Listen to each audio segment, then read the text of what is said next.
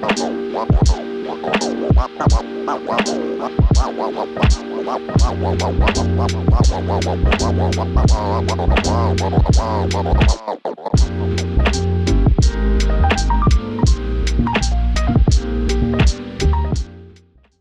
said how you used cannabis to fuel the creative thinking, which allows you to differentiate yourself in your professional life.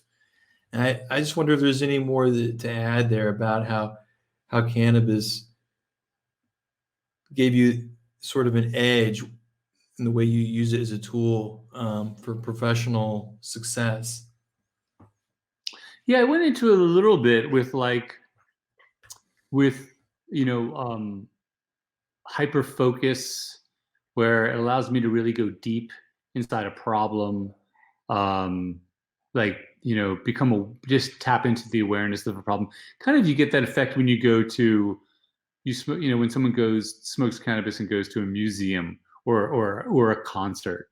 The music is amplified. You're like focused on, you kind of go into it deeper, or the colors on a painting pop. You empathize with the artist and what they were thinking, and it's a much deeper experience with the art.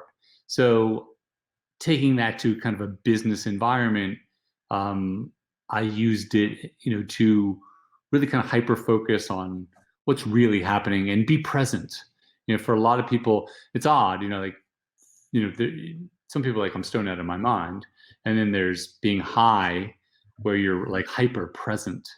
Like some people will take microdosing of psilocybin or mushrooms to get hyper present. But if you take a ton of mushrooms, you're definitely not going to be present. I mean, you might be present with like the universe, but you're not going to be present with your meeting. So dosage is super important. And then empathy, as I also said, empathizing with my coworkers, empathizing with my target audience I'm trying to reach, enhanced imagination, like making, a chef imagining what flavors would taste like, or a composer imagining how different instruments would sound together. Cannabis is really great for that.